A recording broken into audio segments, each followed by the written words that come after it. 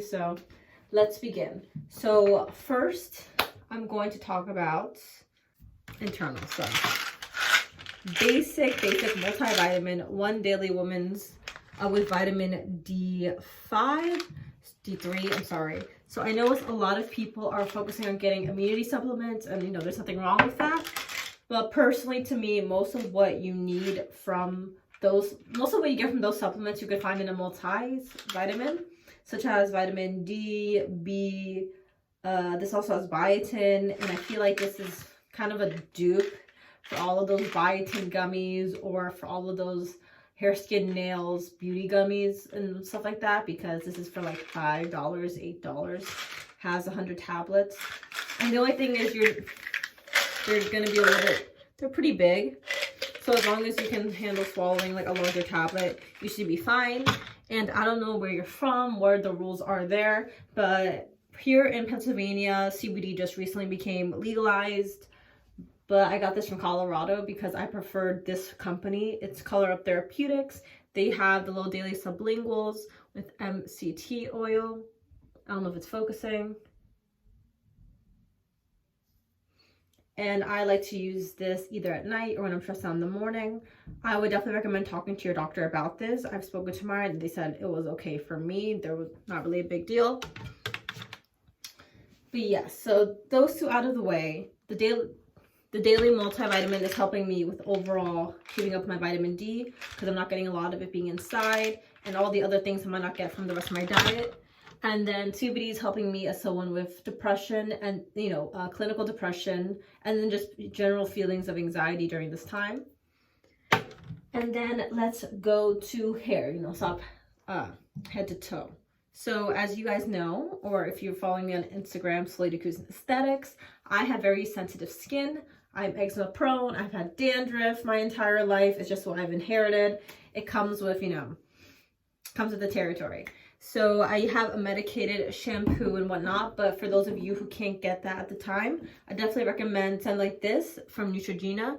It's therapeutic shampoo with salicylic acid, and it's fragrance free. It's also really great for clarifying, but if you don't have psoriasis, scalp eczema, or dandruff regularly and just want to clarify anyways, you can get this for like $2, or when you have a lot of buildup on your scalp, a lot of dandruff, or your hair starting to feel really lifeless. I also like to use these when I'm using a thicker hair mask or treatment. So these are just two that I use. So olive oil, I've mentioned in my posts how it's fantastic for people's sensitive skin. Use it to remove eye makeup, even though it's really thick. Use it to shave with. And then I actually use this to like kind of scratch and massage. I don't know, scratch not the right word, but I use a comb to kind of lightly pick, I guess. That's not the best term. Pick at the scalp, get all of those flakes out, and then massage this in, put this through the hair, and then wash out. Or you could do the same exact thing with cholesterol. So hair cholesterol is fantastic for adding in a little bit of protein. This one has keratin. So if you learn anything about the Curly Girl method, I definitely recommend researching it while you're at this time before you purchase. Most people tend to be either too far on the moisturized end or too far on the protein end. For me personally, my hair is very, very moisturized. My shampoo and conditioner from Formulate has a lot of moisturizing properties, but unfortunately I don't have a lot of protein, which is why at one point, it was because I had a really, really old balayage that was not retoned in a long time, so my hair was already bleached and damaged.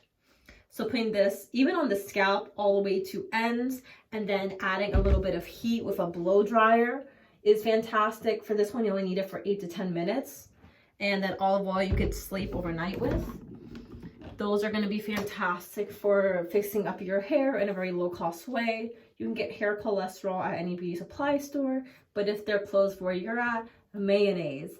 And you put it on your scalp more so, because it's fantastic for anything from lice to dandruff and whatnot. Massage it, and you could even do the whole like picking method and everything, and then run it through the rest of your hair and leave it for like a half an hour.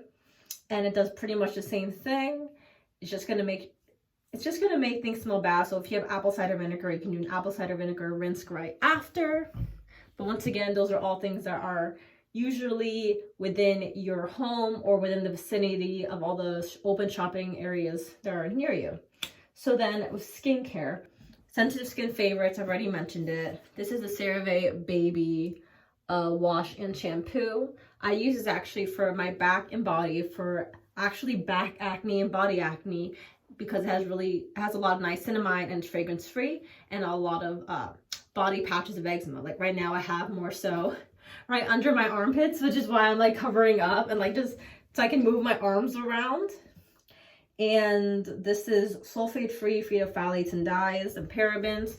I don't know, if you are completely out of cleansers and your only access is the drugstore, Cerave does have a few really great options. Some other good options are from La Roche-Posay, and I think Amino has a few good ones. Yeah, so don't tell me I said that. No, and then if you, let's see, have patches, I have the Eucerin Baby Body Cream. But what you pretty much want to look for is the 1% colloidal oatmeal as one of the active ingredients, and then ceramides, and always fragrance free if you have eczema or rosacea. For me, I can deal with sunscreens that are considered chemical sunscreens that use chemical filters to absorb UV rays. But if you have rosacea, you're going to only be able to use physical sunscreens. The hard thing is physical sunscreens can sometimes leave a little bit of white cast, so you might have to like really blend it in. But most stores have like a decent like off-brand SPF 30, which I'd recommend SPF 30 to 50. Anything below or above that, I wouldn't necessarily recommend. And of course, that's if you can only get whatever's within your vicinity. I really like Dermalogica's new one that's coming out soon. But okay, I'm not going to spoil anything. And let's see. Patches, okay. Aquaphor, I use this on my lips. I use this on patches on my face, body. I use this on my cuticles. It's fantastic. And I just recently purchased this from Cerave. Also has ceramides and petrolatum. I use this on my hands before I wear cotton gloves, which I don't have here. But sleeping with a really thick ointment and then cotton gloves is fantastic for waking up with completely non-greasy, well-moisturized hands if your hands go through a beating. Like right now, we're all using antibacterial soaps, and then in the spa world, I'm constantly putting like, you know, exfoliations and cleansers on my hands to massage, and then masks on the back of my hand, so my hands go through a beating. So that's why I also put all of my face, everything I put on my face, I massage into my hands, so that way they can endure. So hopefully my age won't be shown in my neck and in my hands. Like all of it will continue to look 20 for the next 20 years. And let's see, open formula. Unfortunately, this brand is online only, but this is a really great oil cleanser, and I always recommend oil-based cleansers for removing makeup when you can, because it's going to be so much more gentle than using a wipe. And micellar water is fantastic for removing makeup. It's very much known in French pharmacies, and it derives mostly from France.